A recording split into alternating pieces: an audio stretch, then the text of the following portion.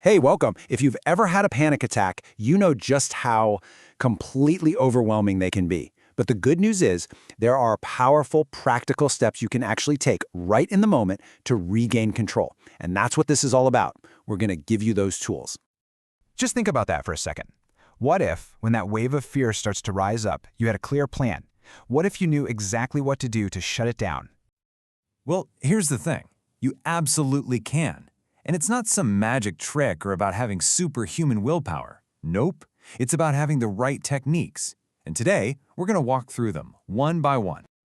So first, let's just be really clear on what we're talking about. A panic attack is this sudden, intense rush of fear that feels like it comes out of nowhere and gets really bad really fast. It's so important to get that this is a recognized physiological response. It's not you, it's your body.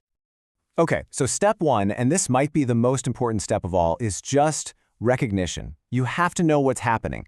The second you can name it, okay, this is a panic attack, you start to take your power back. And these are the classic signs, right? Your heart starts pounding out of your chest, you can't catch your breath, you're shaking, and that terrifying feeling that you're just losing it. That's a huge part of it.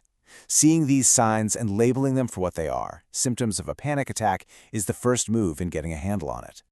This is so key. Let's look at the perception versus the reality. Because in the moment, it feels like a total catastrophe, right? You think you're having a heart attack or you're literally losing your mind. But what's actually happening?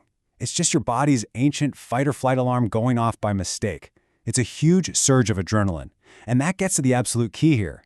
Even though it feels terrifyingly real and dangerous, it is not life-threatening.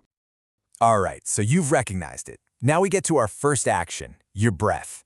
Think of your breathing as an anchor. When everything else is a storm, you grab onto the anchor.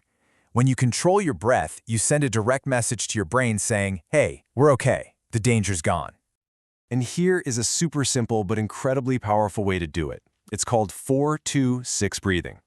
You just breathe in through your nose for a count of 4, hold it for just 2, and then, this is the magic part, breathe out slowly through your mouth for 6 full seconds. Making that exhale longer than the inhale is what tells your body it's time to calm down. So, why does this simple trick work so well? Well, that long, slow exhale literally flips a switch in your body. It activates what's called the parasympathetic nervous system, which is basically your body's built-in rest and relax mode. It's the physiological off switch for panic. Okay, so your breathing is starting to slow down. The next move is to pull your mind out of that tornado of fear and plant it firmly back in the present moment where you're actually safe. And we do that using a technique called grounding. This is the 5-4-3-2-1 technique, and it's kind of like a game. You deliberately use your senses. Right where you are, name 5 things you can see. Then, find 4 things you can physically touch. Listen for 3 different sounds. Identify 2 things you can smell, and finally, focus on 1 thing you can taste.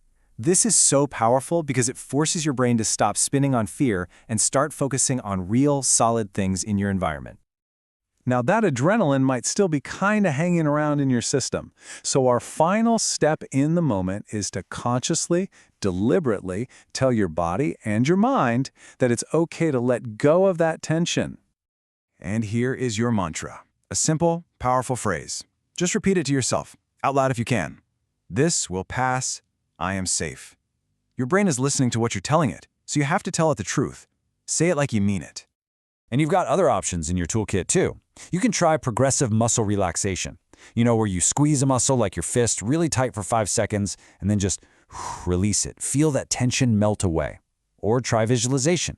Just close your eyes and go to your safe place in your mind. A beach, a forest, anywhere you feel completely at peace. So all of those are your in-the-moment tools. But the real goal is to have fewer of those moments to begin with, right? And that means we have to play the long game. It's all about building up your resilience so your defenses are stronger for the future. And you know, really small, consistent changes here can make a world of difference. Things like cutting back on caffeine, getting regular exercise, and really starting to notice what your personal stress triggers are. All these things help to lower your overall anxiety level, which makes it much harder for a panic attack to even get started. And look, please remember that asking for help is one of the strongest things you can do. Therapies like CBT are incredibly effective because they teach you how to challenge the very thought patterns that trigger panic. For some people, medication can be a huge help too. The point is, talking to a professional is a really powerful move.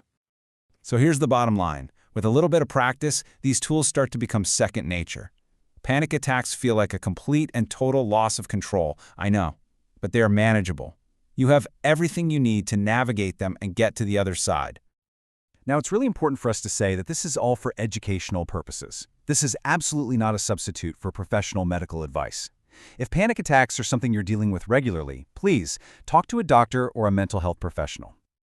So we've laid out the entire roadmap. You now have the tools for when panic hits, and you have a plan for building up your strength for the long term. The power is literally in your hands. So the only real question left is, when are you going to start?